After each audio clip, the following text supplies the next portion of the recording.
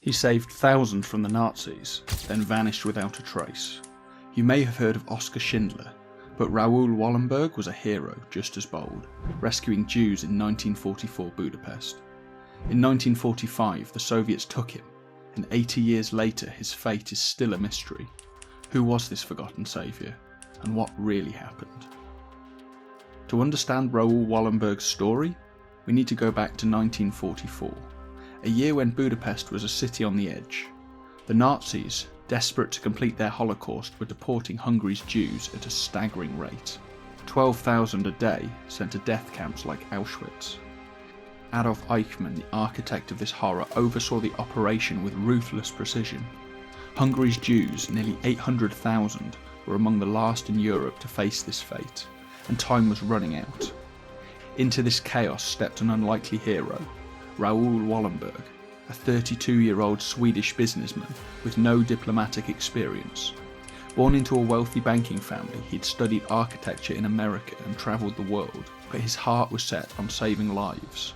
In July 1944, Sweden, a neutral nation, and the US War Refugee Board sent him to Budapest with a radical plan. His weapon, a piece of paper called the Schutzpass. These fake passports, stamped with Sweden's crest, declared Jews under Swedish protection, tricking Nazis into sparing them. Wallenberg issued around 4,500 of these, working day and night to outsmart Eichmann's machine. It didn't stop there. He set up nearly 30 safe houses, apartment buildings draped in Swedish flags, where thousands of Jews hid from deportation. These were sanctuaries in a war zone, guarded by Wallenberg's sheer audacity. He bribed Nazi drivers, bluffed his way through checkpoints, and even climbed onto train roofs to hand out Schutzpasses, pulling people out from under the jaws of death. In one daring moment, he faced Eichmann himself, demanding the release of Jews marked for Auschwitz, and even won. His ingenuity saved lives, from 4,500 directly through Schutzpasses to possibly 100,000 through his network, though estimates vary. But as 1944 turned into 1945, Budapest's fate shifted. The Soviets were closing in, promising liberation.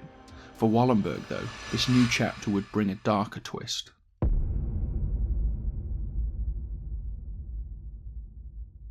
On January 17, 1945, as Soviet tanks rolled through the city, liberating it from Nazi control, a new shadow loomed.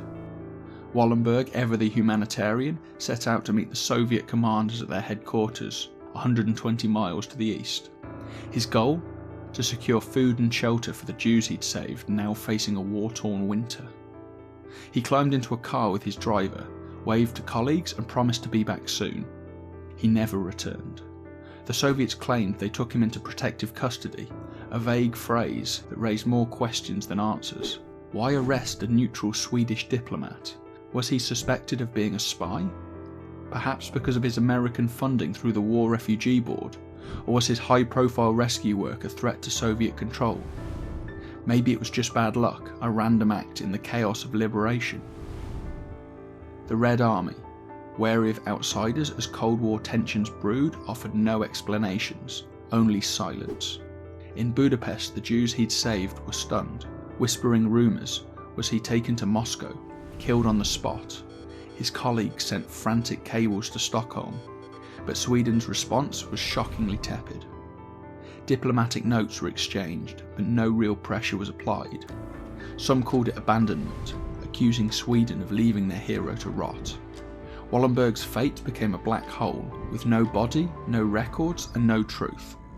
Where did he go?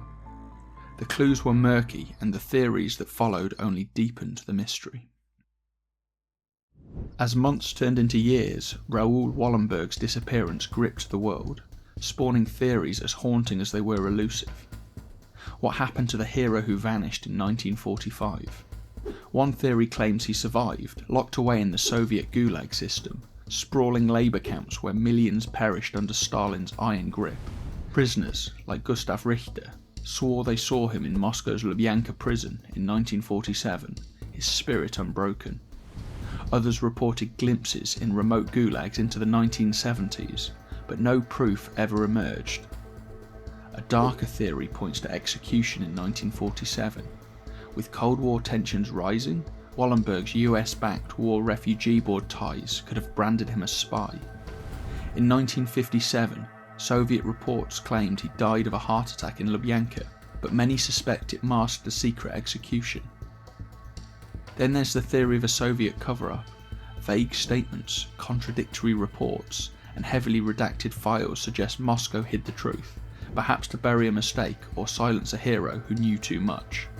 Investigations struggled to break through. In the 1950s, US and Swedish diplomats pressed the KGB, only to hit a wall of cryptic responses. Wallenberg's family chased every lead for decades, their lives consumed by grief and hope. In 2016, Sweden declared him legally dead, a hollow gesture with no body or answers. Today, declassified Russian files from the 1990s tease at secrets, coded references to prisoner number 7, unexplained meetings. Yet 80 years on, there's no closure, only a lingering truth buried in the shadows. But even without answers, Raoul Wallenberg's light shines on. His courage in 1944 Budapest earned him honours that echo across time.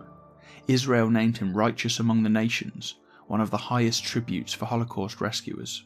The United States awarded him the Congressional Gold Medal, a rare nod to a foreign hero. From Budapest's towering statue to a tree at Jerusalem's Yad Vashem and New York's Raoul Wallenberg Walk, memorials worldwide stand as testaments to his bravery. His Schutzpass didn't just save 4,500 Jews, it saved generations, with descendants thriving today because of his defiance. Wallenberg's stand against tyranny inspired human rights movements, shaping a global ethos of compassion. Yet the mystery of his fate lingers. His family, through the Raoul Wallenberg Foundation, still fights for truth, combing archives and demanding Russian transparency. In 2025 we mark 80 years since his disappearance, a milestone with no closure, no grave, but only questions. Was he a victim of Soviet paranoia, a casualty of Cold War games, or something we've yet to uncover? Raoul Wallenberg's story isn't just history, it's a call to remember, to question and to act. Thanks for watching, subscribe for more and let's keep his light burning.